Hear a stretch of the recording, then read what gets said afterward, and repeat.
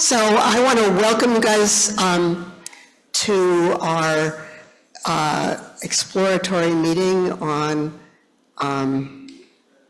Open and Affirming today. And I'm Pam Monroe, as most of you who come to ADG know. And I'm here to introduce my husband, Alan, the associate moderator, who is going to introduce our speakers. As Doug says, that will take the first half hour. But I wanted to start by just telling you something that some of you may have a lot of experience with. I know some of you do. But for some of you, this may be sort of unusual. Alan is going to, in his introduction of Ellis, he's going to be, who is the Reverend Ellis Arnold, he's going to be using the pronouns they and them to refer to Ellis. And there was a lot about pronouns in the last election, as you may or may not have picked up on. And sometimes people say things like, this person uses the pronouns they and them. That's not really true. And so if you think of it that way, you're not talking about pronouns the right way.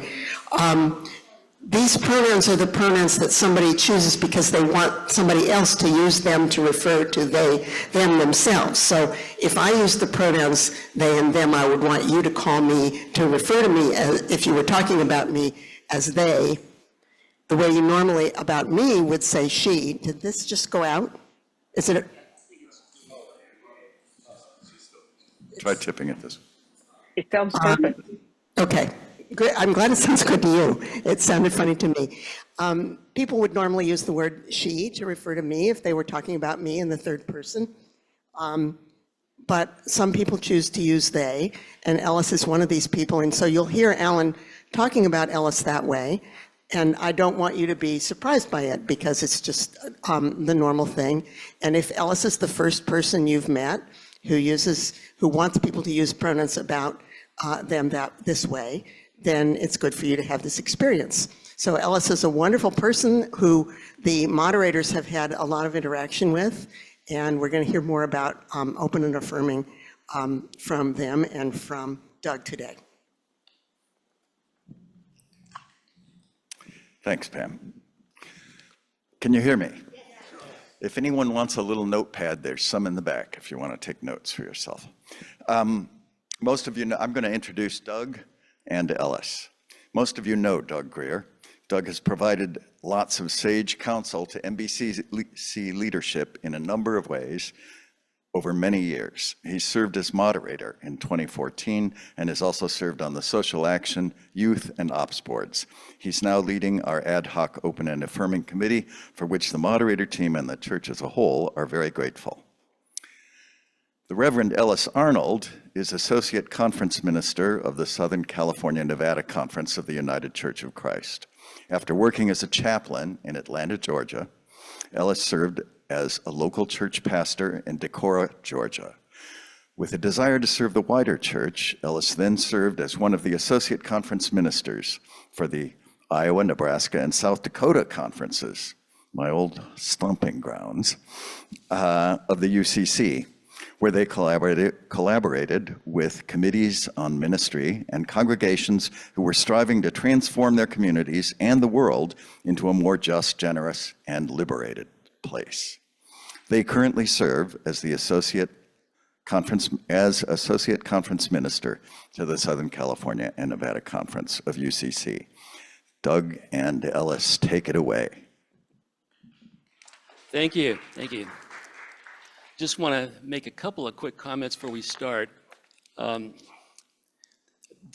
first part of this, I'm going to be asking Ellis some questions that we've gone over and get a good broad overview get a good broad overview of this. So I'm going to ask that you hold your questions until we finish this series, this Q&A series. And if you need to, there are some notepads that you can grab so you can jot down your questions as they occur to you. But a lot of those questions are going to be answered by the time we finish our part of this. Once we're done, it's going to be open season. You can just ask your questions, make comments, and whatever. So with that in mind, let's get this started. Okay, first topic, it's pretty generic, and some people know more about this than others, but just sort of a short version of what does it mean for a congregation to be open and affirming? It's like Doug has worked with pastors before and knows to key up short there. I appreciate it. No, open and affirming is a specific designation, and that's the sort of technical term for the UCC, sort of insider lingo. But open and affirming, or ONA, as you'll hear it sometimes said, is a designation within the UCC that signifies that a congregation has made a public covenant or a declaration that they welcome people of all sexual orientations, all gender identities, all gender expressions. And so that ONA designation signifies that a church has committed to the work of building an inclusive church and creating a culture within that church where they extravagantly welcome people who identify as gay, lesbian, bisexual, transgender, queer, and many more. That acronym keeps growing. And the designation includes not only just that welcome, but also that the church has continued educationally to grow, right? So committed to continuing the work to be good at welcoming people in as the church itself changes and as culture changes, right? That requires us to have some ongoing education about that. The ONA designation, I like to tell folks, is not simply a once and done thing, right? Building on that educational idea, it is a process by which the church becomes open and affirming, but then continues to be, right? In that way that striving for justice and inclusion of queer folks within the setting of the church means that we have to dedicate time for education and conversation and discernment in that ongoing way. Sometimes churches want to know if ONA can also mean that the church is open to people of all races, ethnicity, cultural background, socioeconomic status, immigration statuses, disabilities, etc. Right? And the answer to that is, I hope so, right? And in part, the ONA designation is specifically about the sort of inclusion of LGBT folks, but LGBTQ folks have bodies, and those bodies have particular orientation of racial backgrounds, of ethnicity, of cultural backgrounds, right? Ability, disability. And so to say that you're welcoming of queer folks is to say that you are continuing to sort of widen that welcome, recognizing that the welcome of a particular group means the welcome of all folks sort of getting better at the same time. In order to welcome folks really well, sort of the ONA process and we'll talk a little bit more later about the various components of that, but really has been a movement to continue to widen that circle of welcome. And we'll see often churches are doing multiple kinds of sort of movements in that way.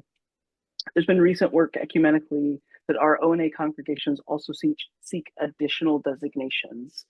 At the risk of muddying the water, I will just sort of put a pin in it, but those designations, right, are those UCC official public statement kind of things. They're public facing statements. And so we're seeing ONA congregations continue to work on their radical inclusion. And so that might look like disability justice work and advocating for accessibility in their buildings. Might look like racial justice work, recognizing that the inclusion of queer folks involves that inclusion of people of multiple races, immigrant justice work as well. And so really the ONA process, which started in 1985, right? And so it's been a long time running, has continued to sort of grow and shift to have this widening circle. Ecumenically, is also worth noting that while the UCC has this open and affirming process, it goes by very similar sounding names, but in almost all of our ecumenical partners. So you'll see processes like this for The ELCA, so Lutherans, the Evangelical Lutheran Church in America, they have reconciling in Christ churches. The United Methodist Church also has reconciling congregations. Presbyterians have More Light. Disciples have Glad, right? There are lots of different ways. But ecumenically and sort of behind the scenes in the sort of church halls somewhere else, all of these groups have been working together for many, many decades now. And if you've seen the Building an Inclusive Church Toolkit, that is actually representative of about 15 to 20 ecumenical partners. So the process that the UCC uses is actually being used similarly across denominations as well. That was not a short answer. Sorry, Doug. No, that was fine. That was fine. Next question. The next question, I think this is a big one for us. Are we already open and affirming? And sub-questions, really? Okay, can you hear? Okay. Are we already an open and affirming church? And sub-questions, to what extent are we, from the denominational point of view, to what extent are we, and in what ways do you see that we are not fully open and affirming at this point?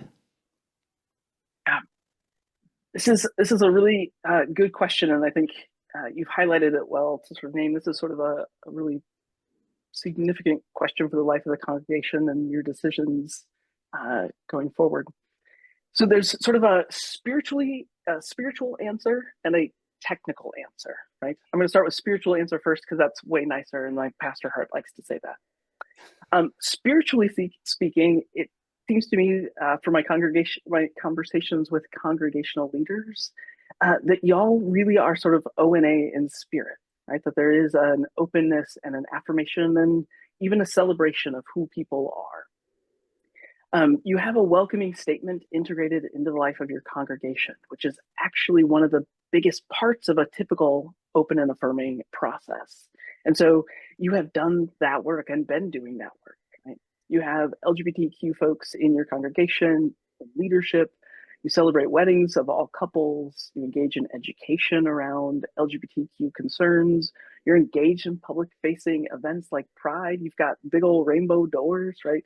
There are many ways in which you are living out what it is to be an open and affirming congregation, right? Which is to have made covenant to really, as a congregation, embrace folks as they're coming through the doors. Technically, though, right, the technical part of that is sort of a technically no. In that, right, the open and affirming sort of designation is a specific UCC designation, and you're not registered with the wider church as having that designation, right? That's a little bit of sort of out of your history. The process towards creating the welcoming statement stayed within the congregation. It didn't get registered with the coalition. And so that's sort of the technical and complicated answer to say, in so many ways, you are living this out. And there's this technical part of this that still would need to be taken care of to be an official open and affirming congregation.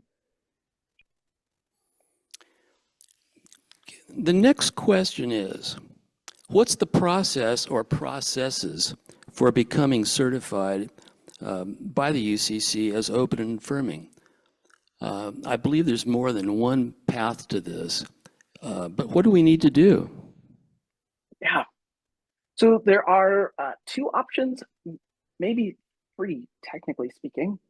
And so we can sort of talk through just at a pretty 30,000 foot view, and then we can drill into if you'd like to. The open and affirming process, as it sort of typically runs, would be an option for y'all. You would, in that process, it is ultimately, it results in a congregational vote, right? To accept a welcoming statement, right? You've already done a welcoming statement, but if you were going to sort of do the full process, you would revisit that most likely, just to make sure that it's A-okay. You eventually vote on that welcoming statement or sort of have a consensus process either way, so that the congregational vote is then what gets registered with the Open and Affirming Coalition. The sort of process is sort of planning and study, conversation, education, prayer, discernment, vote. And we tell folks that you're voting on the statement itself, not on people's humanity. It would be quite weird and or really, really actually quite harmful to vote on, do we welcome queer folks into our congregation? Right? I tell folks, despite being very congregational, like that's Jesus's decision. And so the vote isn't about people's humanity, it would be around the welcoming statement. So you could do that sort of technical process, or in some ways you've been already engaged in a tremendous amount of planning and study. So it'd be picking up on conversation, any educational pieces you felt like as a congregation you still wanted or needed to really create that welcoming culture, ultimately then onto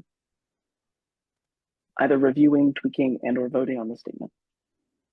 There is another option which has been used for congregations that has historically been LGBTQ affirming, which I think also applies to you.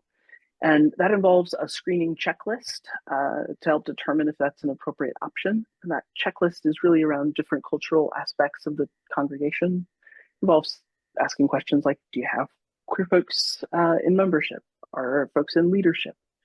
Those kinds of things. And then there's an application which includes the documentation of a narrative history of the church's ministry, and then your current welcoming statement. A third option is arguably you could just submit documentation of your welcoming statement. And I think the coalition would say, A-okay. So there's sort of multiple options in that. I think it is sort of faithful in a variety of ways to think about the ways that, since the congregation has adopted the welcoming statement, the way that that work has continued on in your life together. And I think the coalition would honor that. Great. So we don't have to go through another 18-month process then to achieve this if we choose to. Unless that brings you joy, I don't think you do. Okay. The next question that I think we all have is what could we expect from becoming? I think this is cutting out on me. That's much better? Yeah. What can we expect if we choose to become officially open and affirming? What sort of changes do congregations typically go through when they make that choice? And then a little sub-question, have we already in the past 6 years, have we already gone through most of those changes? I think this is a really important question because my sense is that you have likely already experienced the shift in the more significant ways that congregations often do, following sort of open and affirming, in that you are already living into that, right? And so it's not uncommon for churches to see a bit of growth after an O&A sort of process or vote. And the question often tends to be one about, is that because of the vote itself or the sort of public declaration, or is it because in the process of committing to be church together and to be engaged in conversations and to really sort of build those relationships, that naturally that has a contagion, as in people come to like each other and then start talking about why church matters to them. And that has a little bit of growth in and of itself. And so our data is a little funky in that that sort of first surge actually really might be about that intentionality of relationship. Over sort of long haul, congregations do tend to see the growth that we see tends to be in O&A congregations. And again, I've asked we have the national setting. There's the CARD office, which does analytics and research and development for us. And I've asked, tell me more about this. What about those, is this about being O&A or something else? And Erica's really clear to say it's about so many things, right? Church growth involves relationships. It involves having community outreach. It involves understanding your neighborhood and your context. And those are qualities that we see with ONA congregations because they've been involved in that work.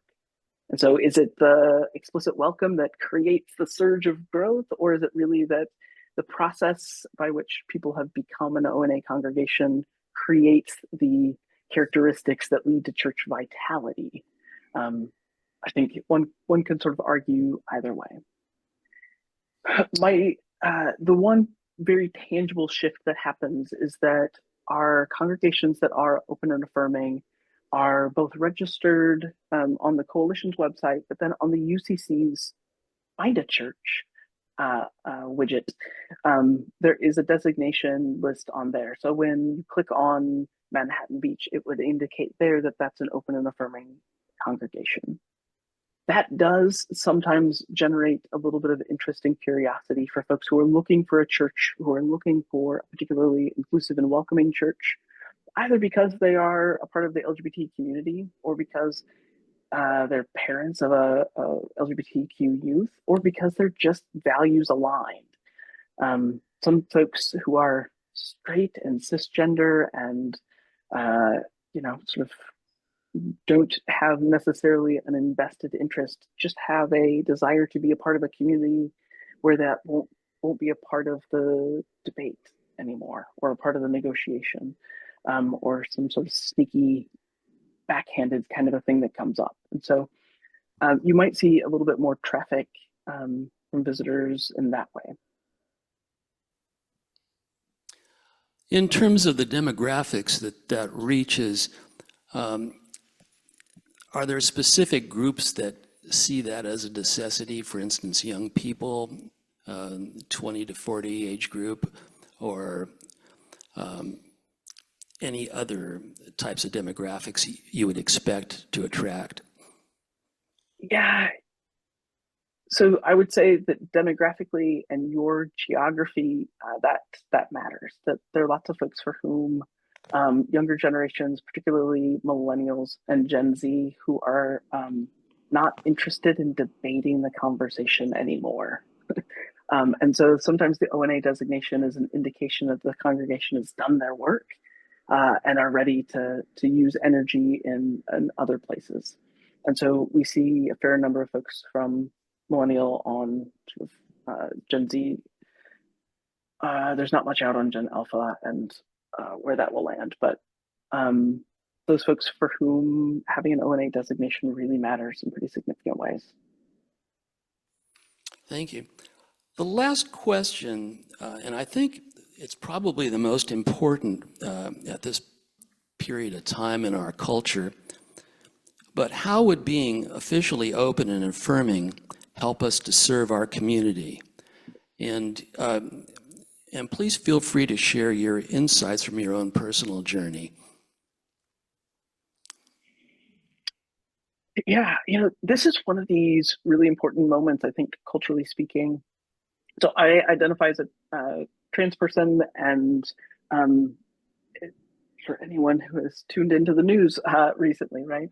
The ways in which transgender folks are sort of the, I would say it's sort of the lightning rod, right, for a lot of public discourse right now. One of the things that happened in our own community was a bit of that lightning rod, and the folks that came out in support and sort of open support to say, like, that's not cool in our own community, were three churches. And the power to watch a whole flock of humans out of sort of their sense of why that matters from a faith perspective was really quite significant. And so I think about the ways in which right now queer folks are just sort of that lightning rod in a lot of public discourse, and having a spiritual community that says, not here, this is not up for debate anymore. Your humanity isn't up for debate. You are more than welcome here, right? Come and be a part of us. It's both a welcome, but it's also signifying I could find a place. There are people for whom I would be safe in a relationship, or would be able to hold the whole complexity and mess of who I am, right? really well. And so I think that there's a way in which, whether or not it changes much technically about the congregation, I don't know. But I do think that there's something significant about continuing to be a public witness in your community that says, we think all folks are sacred. We think all folks are worthy of love and belonging. And in fact, we so much believe that with our words that we are actively seeking that and to create that kind of a world. So there is a way in which I think there's a ripple out of the effect, right? There's sort of what it does for you internally, but what it does in a public way to allow your community and those around to know that there's safe space if they want to turn towards your direction. Okay, that pretty much wraps up the questions that we've gone over. And I think we'll turn it over now to the group here to ask whatever questions that they have. So I'll turn over this microphone.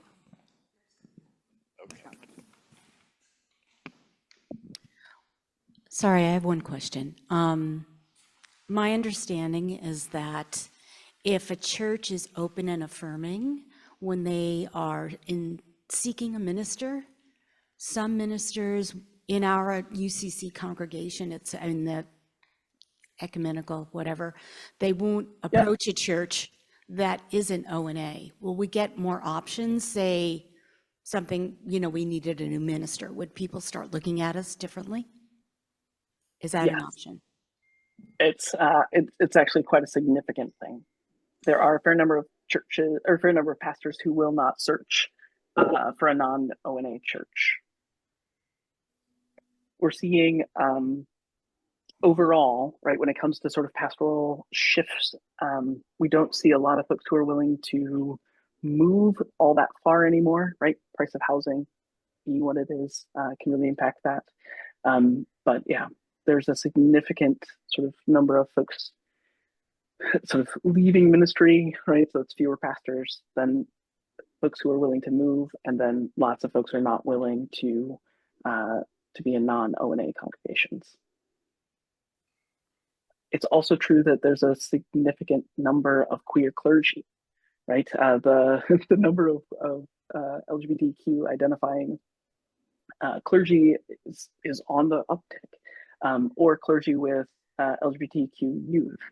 And so often those folks are not willing to serve in non-O&A congregations. So there's a way, I think, that not being O&A takes some off of the radar.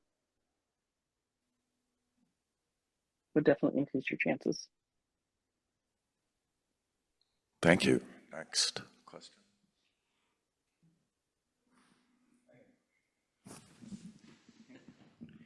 So you listed three ways that we can become open and affirming. What does our leadership say? What are we doing? What direction are we looking at?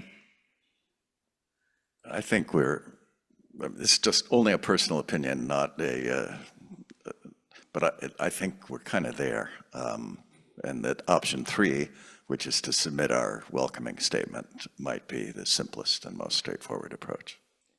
Thanks. Rosie. When we did the church questionnaires, what kind of response on this question did you get from the church members? I'll ask Kim and Frank to correct me is Frank here? If I got this wrong, but I think it was 72% said yes right away. 19% said, I need to learn more. And 9%, I think, said, no, I don't think this is a good time. So that's where we... Well, is that right? Wow, I guess I was interested. It was people, not percentages. No, it's percentage. It was, that's, I think so. I don't know how to get there. I'm sorry, I haven't memorized the N. I don't know how many people it was. Okay.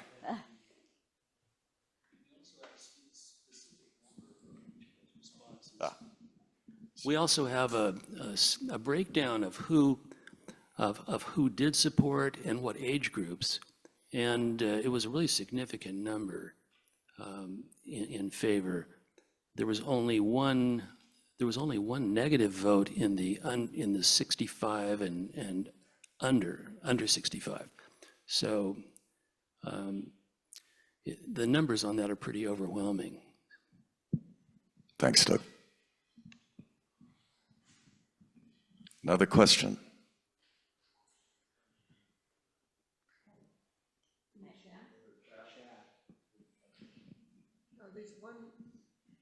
Oh, questions online. That's an idea. Can you bring up the chat for us? No questions. Oh. Okay, thank you. I understand a statement could be made, but I guess I'm wondering, what does an open and affirming church look like in terms of behaviors? I mean, what are we thinking people are going to do? I mean, I can make a statement, but how do I actually, I heard the thing about being people in leadership. That's one thing, but I'm just curious as to what specific actionable behaviors we would see in a church that's open and affirming.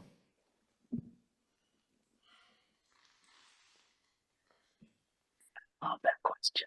I'm curious what behaviors you have now that you identify as sort of aligning with your open and affirming or your welcoming statement. Yeah, well, I'm new to the church, so what I experienced was people that are, when you come to church, very, very welcoming. Hello, how are you? Meeting people in the community who would see me before I even joined the church, saying, "Oh, I saw you at church."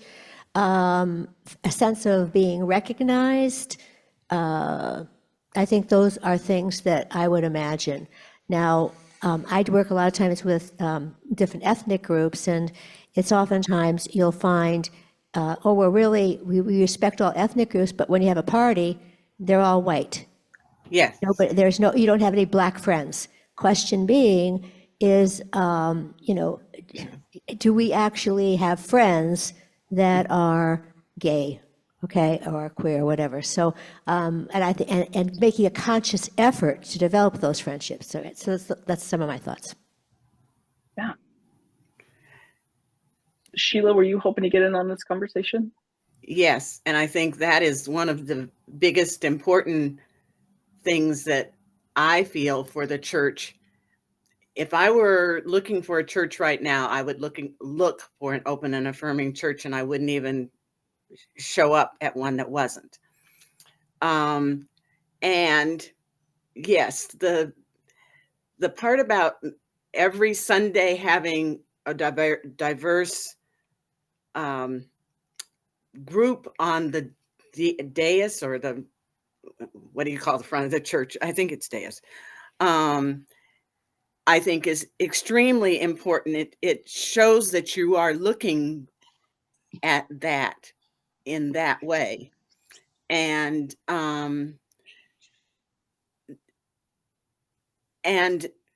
no matter what you say about, being welcoming to everybody, if people don't see themselves in what your actions are, like what you just said about, I attend so many parties in the South Bay where Ron and I are the only Black folks there. It's not open and affirming.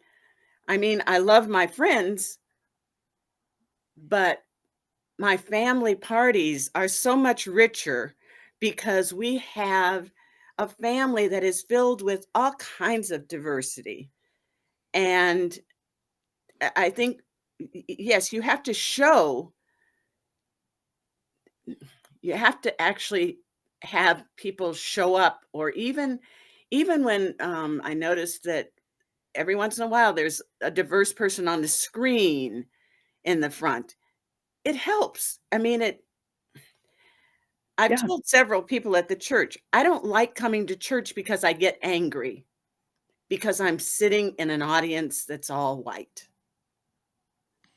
or almost all white. We now have a few Asians, but it's that I think is the biggest way of actually showing that we are open and affirming. And when we took the vote the last time, and we happened to have been out of town, and I came back And I didn't actually realize that we hadn't voted for it until like 6 months later, and I was just so shocked, and I showed up in, I think it was Mark at the time. I just showed up in tears because the statement does mean something. It means you're at least working toward it. And if nothing else, we have the statement. So I really like the fact that we could just submit the statement and work toward what we're trying to get. But I've been here 50 years and I'm still trying to work toward it. Anyway, that's it. Yeah, thank you, Sheila. Thank you for both. Thank you for naming multiple dynamics of this, but also for sharing your story. It is not an easy thing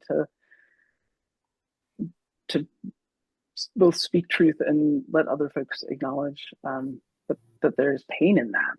And I think what you've named, Sheila, around the sort of visibility of recognizing diversity sort of in and among the congregation is a huge aspect of this. And there are ways that I think we might underestimate the power of small things en route to building community, such Right. as when I go to a church and I hear somebody say, "Brothers and sisters in Christ," blah blah blah blah blah blah blah. Well, I don't fit cleanly into a gender binary, right? Sort of transitioning as an adult is not puberty round 2, not kind, right? But here's the thing, right? I hear brothers and sisters and I know, oh, this is somebody who hasn't thought through that there's non-binary folks possibly in this room, or folks who don't fit typically into those queen boxes. And so my heart rate starts to go up. Now, how many years ago would the inclusion of sort of not just assuming that brothers covered everybody, right? That the inclusion of sisters was a step. So the inclusion of siblings now, right, happens. And so it's those little things that I think when we pay attention to language about what gets used in the congregational life together, both meetings, the liturgy, our hymns, that can all matter. The way buildings are arranged, whether there are, I don't actually know, are there men's groups and women's groups? Or the way we understand couples kind of activities, stuff like that, right? Which has implications for whether or not queer folk feel like they have a place in and among the congregation. So in some ways, the sort of ONA processes, or an ONA congregation is asking itself, are folks actually going to feel welcomed? And really developing that critical lens to look at the culture. And you might do that both around sort of queer inclusion, around racial inclusion, around inclusion of folks from different ethnic backgrounds, different language barriers, right? All of those are sort of separate processes, but they're increasing the accessibility overall that folks who come in the door will want to stay, right? Stats show that people make a decision within the first 5 minutes of worship about whether they're coming back or not. 5 minutes. That blew me away. It also terrified me as a preacher, right? And so recognizing it's those little things, right? It's when somebody walks in, what does your space look like, right? When somebody rolls in or comes in with a mobility device, right? What do they experience, right? Will they feel like, oh, this is a place I can settle in, right? That I feel safe enough to go, I've arrived, right? Or will it be a place where, for whatever sort of is happening, they go, oh gosh, am I going to be okay here, right? Can I exist for the next little bit? And so really paying attention to that, I think, is one of the extra pieces of an ONA congregation. Also, sign language interpretations is a visual immediately that says deaf people are welcome. We have a disabled daughter with, who for years had very outlandish behaviors. When she was young, there was Debbie George in the church would stay with our daughter as her church ministry, which Mm. allowed us to be able to participate in church. So Yeah. my sister-in-law met Helen Keller when she was 9. She is a sign language teacher, and so I also immediately kind of focus on whether a sign language is there. It Yeah. is all those little things that add up. Yeah. And I appreciate Sheila naming both the visual of, whether there's interpreters there, but really that I think about the congregation's disposition to have somebody sort of move in among and say, you know what, let me take the role of caretaker for a hot second so that you and your spouse could worship is significant, right? And so having the attitude within the congregation that folks are looking to be sort of in relationship in significant ways really, really matters. I think that might be Mike in the back row. Is that true? Yes. Hi, Ellis. I have a question for you. I've got to scoot to choir, but you have already educated us this morning, and it's my understanding that in churches that are ONA, they have a committee, which we've formed here. It's newly formed, and the role of the committee, in part, is to do this very thing of education and awareness, giving feedback to clergy on language or ideas that, say, Sheila has shared, and put rubber on the road, so to speak, and really live into our welcome statement in tangible, real ways. In your opinion, what are the successes around ONA committees, and what advice would you give to our new committee? Yeah, I love congregations who will use a committee or a team or a task force, right, to sort of put rubber to the road, really allow it to become real and significant. When those are built and based on significant amounts of trust and have trust with your leadership so that there's open dialogue, that's sort of the number one ingredient. It is hard as a clergy person, maybe Mike can yell amen from the back. It's hard as a clergy person to hear, hey, when you do this from the pulpit, it's can we do it differently, right? It's hard to hear that feedback. And so having a really trusting relationship so that folks feel like, oh, I could go to the committee or could go to clergy or leadership to say, hey, this isn't sitting right? Let that sort of percolate up. But then to really think about where are those places of intersectionality to think about the education. So where does the congregation's open and affirming around LGBT folks also meet another sort of radical welcome around accessibility or around racial inclusion and justice work? And to think about this not as, oh, we welcome queer folks and we welcome folks of various ethnic background, right? But to really see that actually all of us, we all have bodies, right? We all have a gender, we all have ethnicity, we all have a race. And if those become part of who we are and how we understand the world, that requires some spiritual work. And so I think the more it is integrated into the life of the congregation and understood as a part of speaking to the fullness of how the congregation operates, the more successful the committee tends to be. Thank you, Ellis. You may notice a few people getting up. This is not this is just the choir. It doesn't work. Yes. The choir call. Yep. Hello. Should work. Can you hear me? Okay. Yes. Yeah, I don't know if I can hear myself. I am just curious, I think that our church lives pretty much an open and affirming, away from me, close to me. This microphone is the one that doesn't work. Can I have yours? We can And hear we you do on have- Zoom just fine. Pardon me? We can hear you on Zoom just fine. Okay. But we do have social groups here. And you mentioned social groups and how, if we have social groups, that's not welcoming.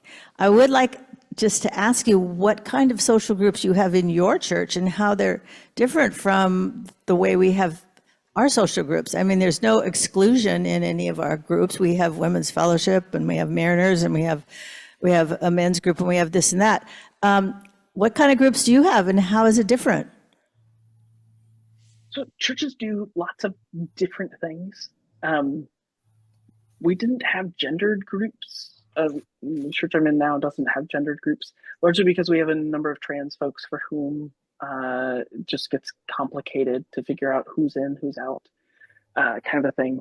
One of the things I would recommend is, as you're thinking about women's group or men's group, or those kinds of things, that to be at least curious about and wonder with one another, are we cool if somebody who identifies as a trans woman is a part of this group?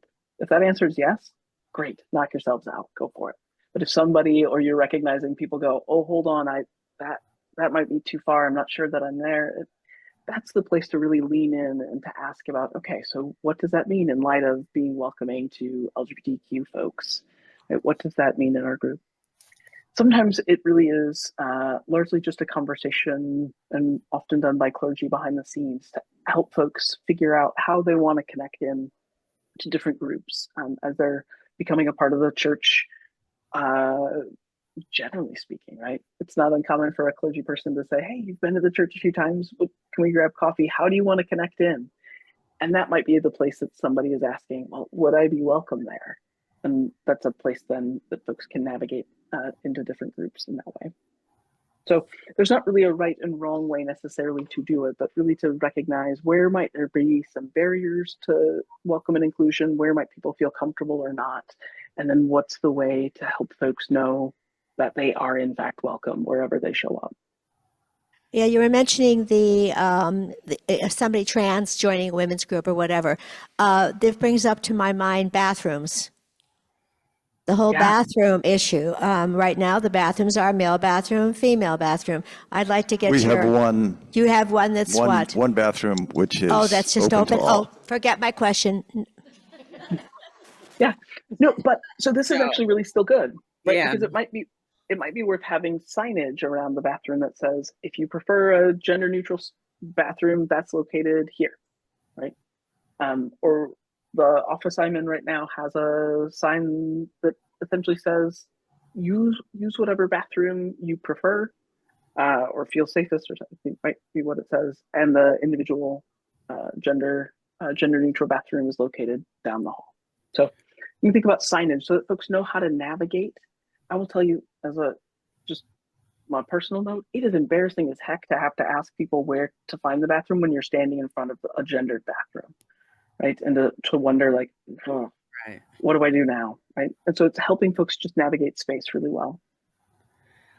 Also, many years in Europe, I noticed that almost all the bathrooms where we were went to the floor. There wasn't a gender separation for restrooms, and this was I'm talking 40 and 50 years ago. Yeah. And many of the newer bathrooms, I have noticed, are definitely private stalls. Yep. Instead of having urinals and whatever. Yep. So sort of, yeah.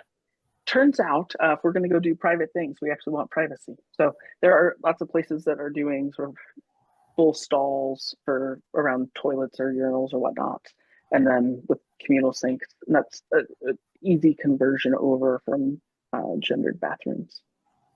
So there's lots of different creative solutions around how to do any gendered spaces for more inclusivity. Thank you. In answer to one of the earlier questions, you made a distinction between the spiritual and I think you called it the technical. Mm-hmm. It would seem like that the part that is really important is that spiritual.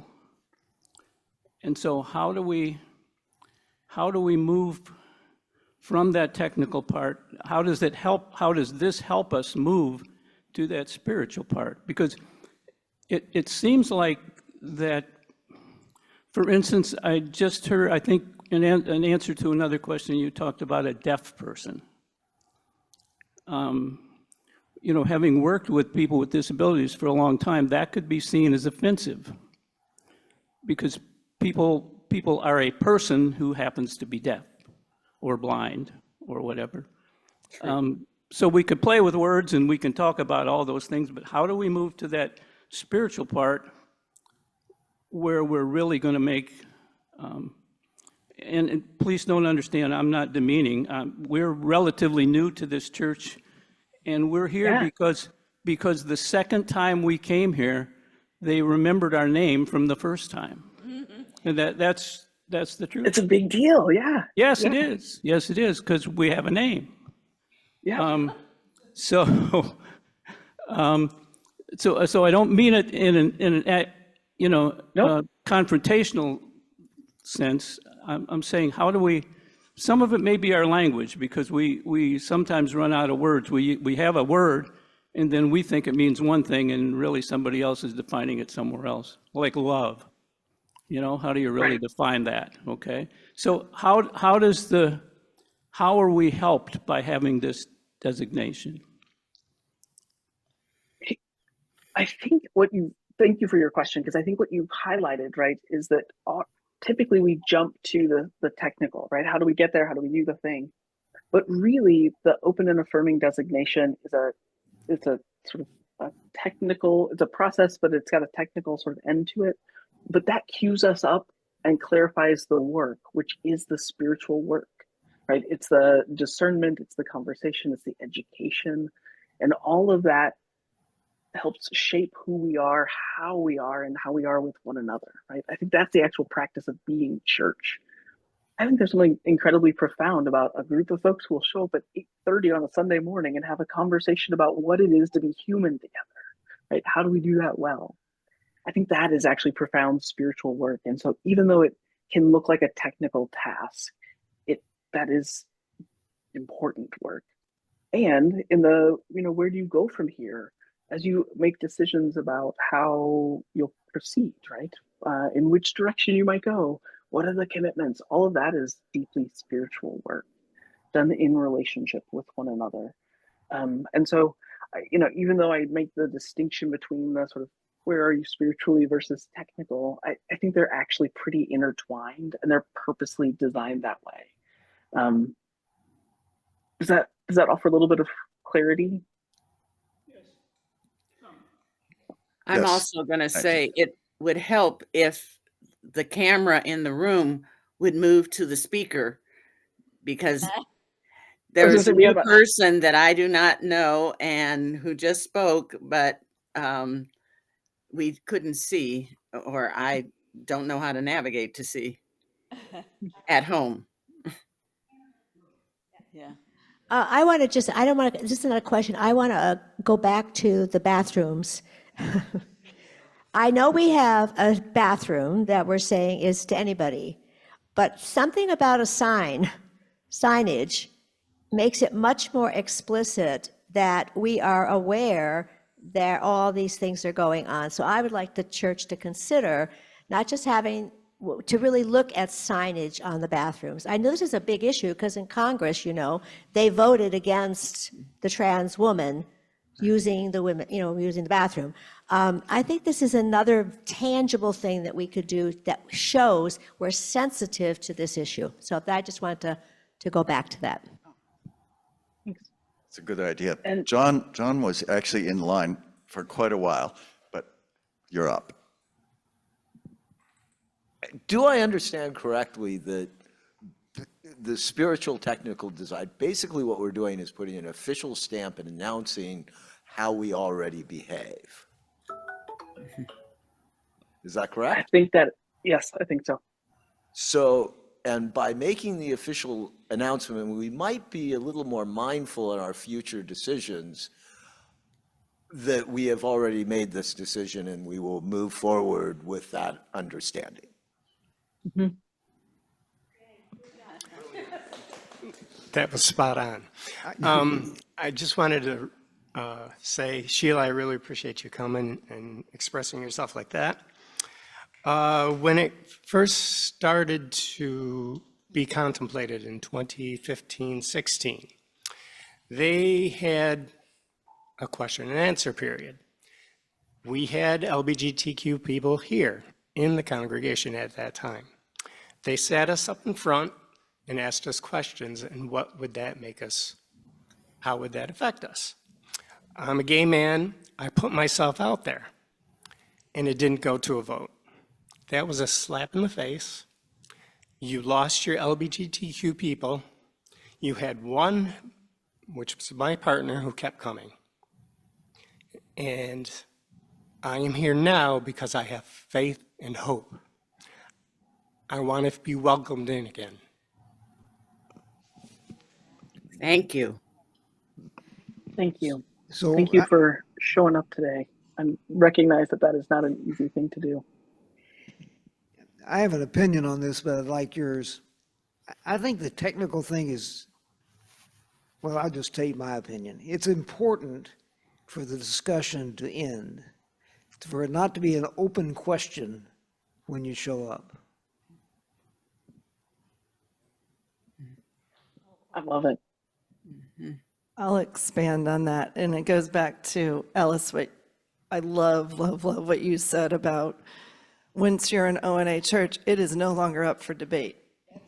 And that is so important, and David and I have talked about this. I mean, I am a heterosexual cisgender woman, and when we didn't vote on ONA, and I don't even know what year it was, I have never gotten over that, and neither have a lot of my friends. And I lost a lot of friends at this church too who left because of that. And I have a 17-year-old son and a 20-year-old son, and I can tell you, it is not a debate for them. It's just, they're humans and they're people, and it's like not even a question. And it's a beautiful thing, and it gives me hope for the future, right? When you talk to so many of our kids who, they have friends of all races and genders and gay or straight or trans, it's just not a debate. And I think that is really what this is about to me. So. I have two things. One is in response to Sheila. Thank you, Sheila and Dave. We live in a bubble. The church is a bubble. The community is a bubble. And we have tried ways, in small ways, to, quote, integrate the church. It hasn't happened. And I'm thinking, racially, we should think of congregational swaps so that half of our church, or a large number, one day would go to a black church, and they would send people to this church. Otherwise, as Sheila said, there have been very few people, and you guys have stuck it as major leaders. But this congregation hasn't changed. It's a bubble. And the one other thing I wanted to ask you would to be some help in this they pronoun. It's kind of awkward if you don't know if a person is a they and they want to be referred to as a they. You can't just say, what are you? What do you want to be referred? How do you want to be referred? Oh, they do? Yeah, I think most people that want the designation are quite out there now about telling you, or at least putting it on, such as the screen right now. There's Ellis see on my has they and them on the screen, and all of the friends that I know that it means something to them, they are very conscious about putting it out there. And I will say that we did used to exchange pulpits and congregations and choirs with a church, with churches in South Central when John was ministering, and that was back in the 70s, I think. So we kind of moved away from it. I mean, we were moving toward it, and but we moved sort of in the opposite direction with changes of, leadership. I'm still not clear about the they thing. You're saying if we're if we're introducing ourselves to a new person, if they want to be recognized as they will say so. I'm a they. Yes. I don't have. Okay. They, them, their. Okay. So, as a non-they, I wouldn't say. What are your pronouns? Hers. Oh. My pronouns are he, him, his. Oh. Okay. Right. Okay. Thank you so much. Just to comment on the survey data, I said I would look it up while we were talking. So it was 73% yes, heck yes, 19% not ready to make a decision, and 9% no. But there were some other things in the survey that were pretty interesting and related too. We talked about strengths in the survey, and our welcoming to all was one of our strengths that everybody, it was hugely agreed that was a big positive strength of our church. So that's I think very pertinent and related to this topic as well. Thanks for looking that up. I really appreciate it.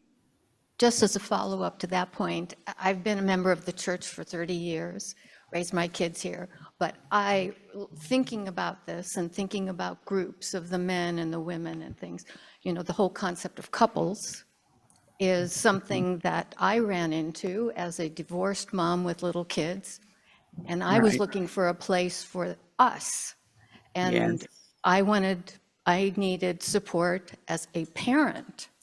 So, but there weren't parent groups. There were, you're married, or the women's group happened to be older than I was. And so it was like, I don't know where I fit in. And I found my place teaching Sunday school and being on the youth board and things like that. But it's not the same as feeling like you have a place. I was like, okay, I'm the weird divorced woman, but I'm still, Anyway, that's just, so I appreciate that the O&A group committee might be looking at the bigger picture of our designations and how we compartmentalize people.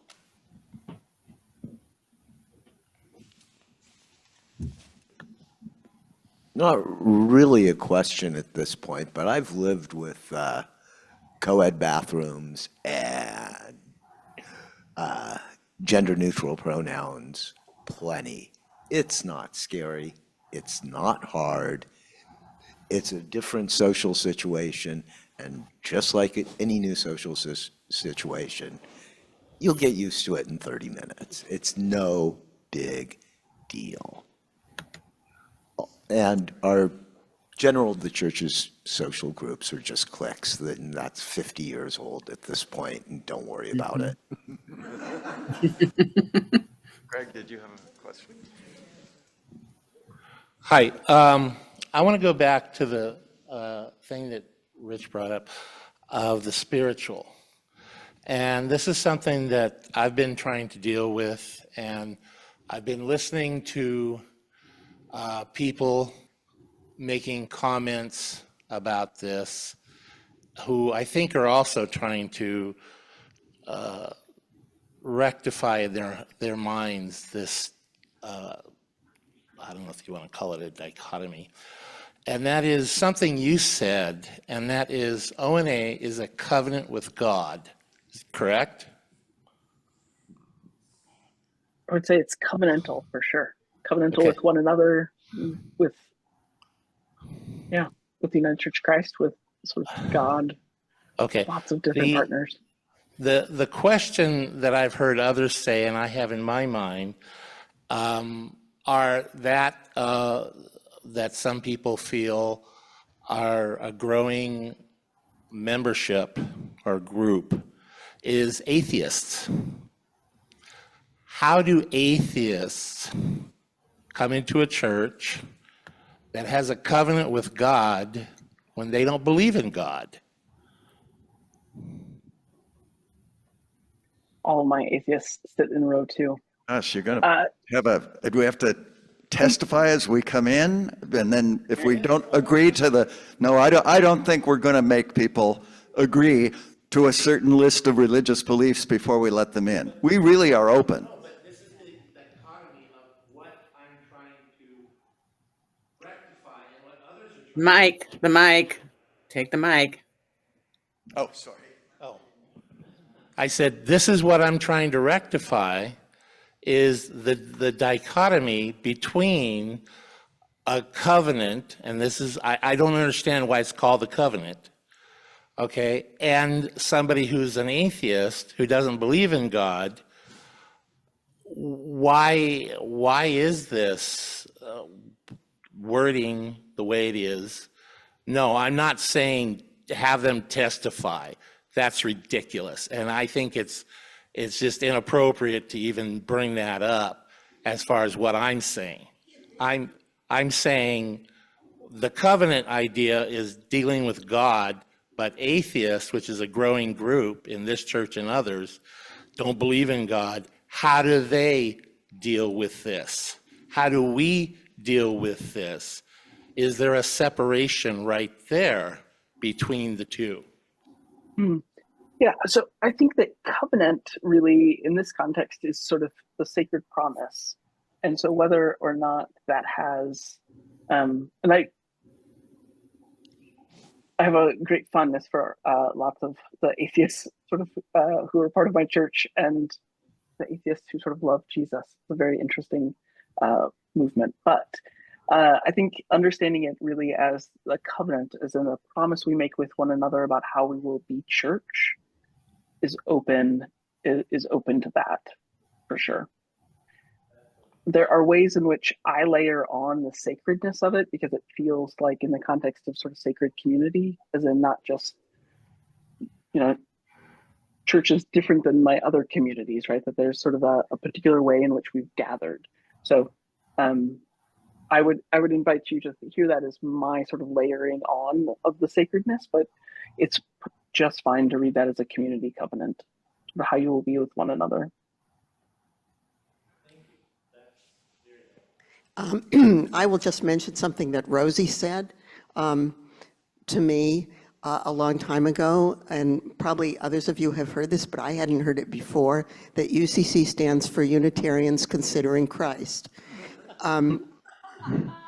which I think is really nice, and it means that we really welcome people who don't necessarily believe explicitly in God. And think of all the programs that we've had from Gary about the beliefs of our founding fathers, which were not necessarily in the same God that everybody, that non-atheists profess to believe in. We will need to break in 1 minute, but let's have one more question. This just really isn't a question. It's more like we are new to the church, and one of the things that we were really excited about is it appears to be open and affirming, okay? But if you have a child, and we were at the service where they had everyone come up they knew whatever. But I still feel like that if you have a child, a grandchild, whatever, you really want to make sure that the church you can say open and affirming, but you really have to feel that, because I'm hearing what you have to say, and I think we can it's so important that I would hate to bring in a new person and them somehow feel that they weren't getting that. you know. And I know we're working towards that, and I think it's amazing. I love it. But I wouldn't want someone to be hurt, or I'm hearing the hurt, you know. So in all ways, not just LGBTQ, but people of color, people with disabilities, all of that. We have to be so sensitive to their needs. Maybe we can all work together to keep improving. Thank you. Thank you. Next week, I've forgotten. Next week is going to be some of the history of some of the things we do for Christmas. Like, for example, why do we toast someone? I thought this was very interesting, why we toast people. Anyways, so please join us next week. It'll be a little bit lighter. We've had a couple of heavy-duty topics the last few weeks. Just a couple of other announcements. There's going to be a memorial service in here on Thursday for Barbara Wells. People who've been for a long time know that was Barbara's chair. She was here like every Sunday. So if you can, please come and join us. It's kind of a last-minute thing. I don't know any details. They just said it's 2 to 4. So I don't know if that means come at 2 or whatever. Do you know, Rich? Oh, okay. And then the other thing, Pastor Mike has sent me 2 different emails or texts about having a field trip going to the Ronald Reagan Library to the exposition about the Dead Sea Scrolls. Apparently, they found some of the oldest texts of the Bible are among these Dead Sea Scrolls, and some of them are going to be on display. I just would like to get a sense of if people are really interested, would you be interested in going? I don't know if we would get a bus. It may be a situation of carpooling. This exhibition runs, I believe, until next June, so we have time. We would not be doing it before Christmas, but I won't even be taking names. So anyways, but let me know if you're interested, because if you're interested, I can start working on it, but if there's no interest, I'm not going to waste my time. Yeah. Reverend Ellis, thank you again for your wonderful presentation, and thanks to you, Doug, for leading us. Yeah, just one other. Thank you, Ellis. Appreciate your help. Thanks for the invitation to be here this morning, y'all. Thanks for hanging Thank in. you. Thanks for coming. Thank you. Absolutely.